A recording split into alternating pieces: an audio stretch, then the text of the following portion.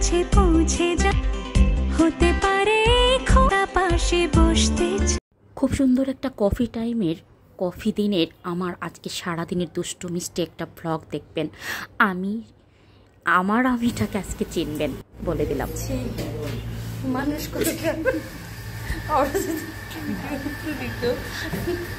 একটা ভিডিও করতে চাচ্ছি তাই দিচ্ছে না। মানুষ কত খারাপ।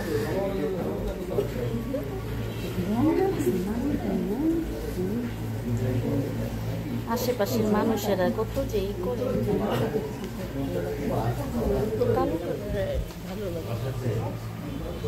আমার আমার কালার আমার ড্রেস আপের সাথে এদের সব কিছু মিলে গেছে, বুঝছো?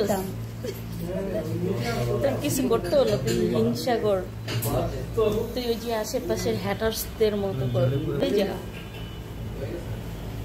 চলে পুড়ে মরে যা।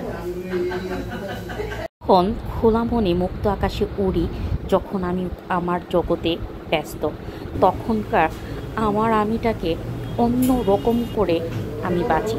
বিশ্বাস করেন, আমি অনেক প্রাণবন্ত একটা মেয়ে। আমাকে অনেকেই না মেরে ফেলেছেন। মিষ্টি কেন মিষ্টি খেতে পারি না আমি এটাই বুঝলাম না।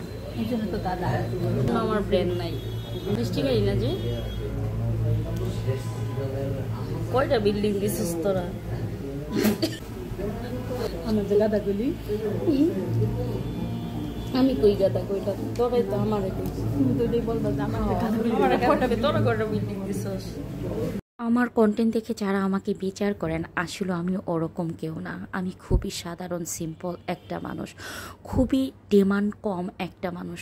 আমি সব প্লেসে মানিয়ে নিতে পারি এমন একটা মেয়ে। আমি অনেক কিছু সহ্য করেও বাঁচতে পারি, আমি এমন একটা মেয়ে। এখানের ইন্টেরিয়র ডিজাইন, আমার গেট আপ সব কিছু ম্যাচিং, বুঝতে হবে। আপনারা যারা বলেন আমার যোগ্যতা নাই, আমি যোগ্যতা দেখাইতে পারি না বা আমি যোগ্যতায় ভিডিও করি না, এগুলো আপনাদের কাছে ভিডিও। তো আমার এই যে জগতের আমার জীবনের যে ভিডিওগুলো না, এগুলো আমার তুলে ধরতে পছন্দ না। তবে আমি অনেক প্রাণবন্ত একটা মেয়ে। আমি মুক্ত আকাশে উড়ে বেড়াতে খুব পছন্দ করি। আমার জীবনযাপন খুবই সিম্পল, আমি সিম্পলভাবে বাঁচতে পছন্দ করি। আর আমি কফি লাভার, চা লাভার।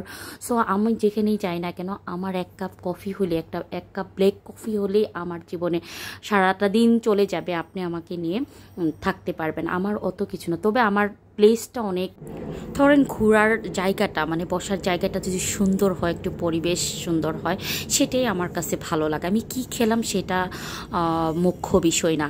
তো আজকে আমার এই ছোটো চা দিয়ে, কফি দিয়ে, আমার কন্টেন্টের ক্ষেত্রে আমাকে যে মানুষটা দেখেন, আমি আসলে সেরকম কোনো মেয়ে না।